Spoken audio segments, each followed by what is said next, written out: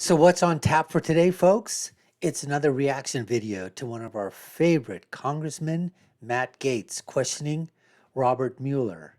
And the reaction video today is Mueller's Day Off. Mueller?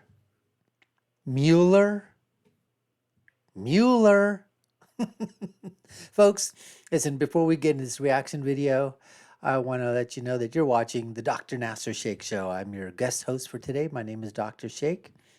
If you haven't already done so, hit that subscribe button, slam that notification bell, like, share, and follow this video. Let's get into Mueller's Day Off.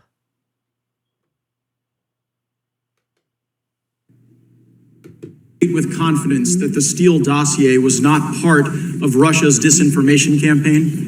No, as I said in my opening statement, that part of the building of the case predated me, and by at least 10 months. Yeah, I mean, Paul Manafort's...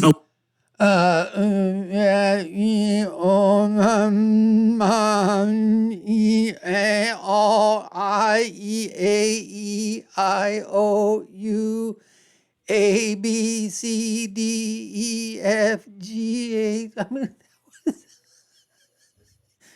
Mueller. Wherefore art thou, Mueller? This guy's a total jackass. What an imbecile. Alleged crimes regarding tax evasion predated you. You had no problem charging them. And matter of fact, this Steele dossier predated the Attorney General, and he didn't have any problem answering the question. When Senator Cornyn asked the Attorney General the exact question I asked you, Director, the Attorney General said, and I'm quoting, "No, I can't state that with confidence." And that's one of the areas I'm reviewing. I'm concerned about it, and I don't think it's entirely speculative. Now, if something is not entirely speculative, then it must have some... Just take a look right now at his face. Robert Mueller I don't think he has a freaking clue, folks, as to what he's doing, where he's at, what's going on.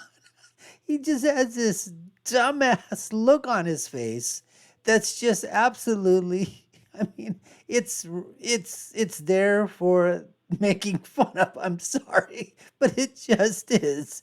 Look at this. I mean, throughout the every time you take a look at any of these video clips or anything from before, I mean, you see the same thing. It's just hilarious, folks. Hilarious. Factual basis, but you identify no factual basis regarding the dossier or the possibility that it was part of the Russia disinformation campaign. Now, Christopher Steele's reporting is referenced in your report. Steele reported to the FBI that senior Russian foreign ministry figures, along with other Russians, told him that there was, and I'm quoting from the Steele dossier, extensive evidence of conspiracy between the Trump campaign team and the Kremlin. So here's my question. Did Russians really tell that to Christopher Steele, or did he just make it all up and was he lying to the FBI? Let me back up a second if I could and say, as I said earlier, with regard to the Steele, that's beyond my purview. No, it is exactly your purview, Director Mueller, and here's why. Only one of two things is possible, right?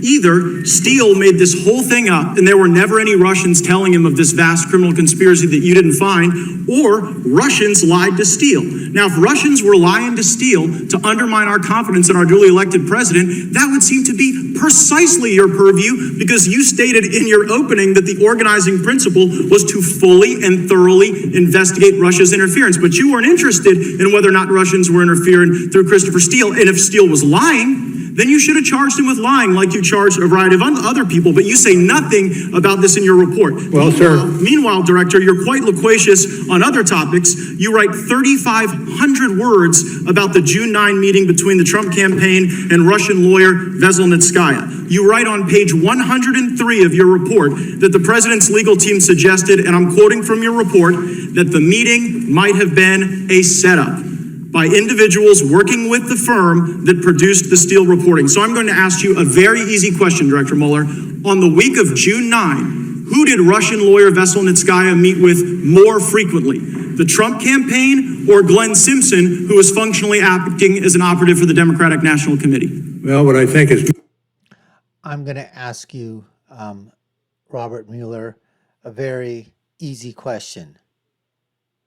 I'm going to ask you a very simple question. Do you understand Robert Mueller? Missing here is the fact that this is under investigation elsewhere in the Justice I get Department. that, And if I can finish, sir, and consequently it's not within my purview, Department of Justice and FBI should be responsive to questions on this particular issue. It is absurd to suggest that a operative for the Democrats was meeting with this Russian lawyer the day before and the day after the Trump Tower meeting, and yet that's not something you referenced. Now, Glenn Simpson testified under oath. He had dinner with Veselnitskaya the day before and the day after this meeting with the Trump team. Do you have any basis, as you sit here today, to believe that Steele was lying?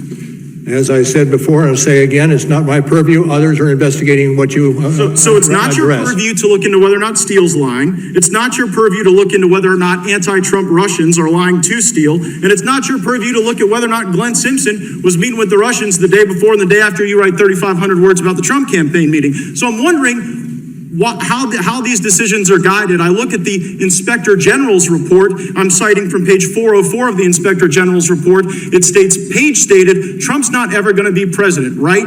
Right.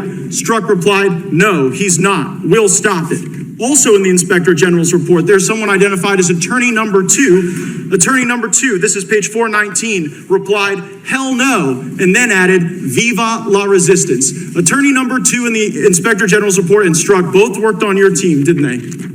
Pardon me? Can you ask? They both worked on your team, didn't they? I know. I heard Strzok. Who else were you talking about? Attorney number 2. I heard you asked me a question. Could you repeat the question? Can you repeat the question? Who are you talking about there? You identified in the Inspector General's report. Okay. And the question was? Did he work for you? The guy who said Viva la Resistance. Peter Strzok worked for me for a period of time, yes. Yeah, but so did the other guy that said Viva la Resistance. And here's what I'm kind of noticing, Director Mueller. When people associated with Trump lied, you threw the book at him. When Christopher Steele lied, nothing. And so it seems to be that when... This was just... Can you... Anybody else being a rumbling, bumbling, stumbling, mumbling, crumbling, doofus, repumbling? I mean, what the heck was going on here, folks? I mean, this was unbelievable. And this was throughout. There's so many of these clips that you can find out there. I mean, Robert Mueller didn't have a freaking clue. I don't think he actually... It was just his name that was on this report, folks. They just needed the name, the notoriety of Robert Mueller, former FBI director, former government, bureaucrat, former government G-man, and just the name, the legacy of Robert Mueller stamped on his report, when in fact it was all the other people that he, brought forward and were brought into the making of this report. And by the way, not a single person there, not a single attorney, not a single lawyer, not a single bureaucratic official that was part of this report was pro-Trump in any significant means at all. In fact, many of them were completely anti-Trump, donated, tens of thousands, hundreds of thousands of dollars through PACs, obviously whatever they did individually, through illegally, to the Hillary campaign and the Democrats.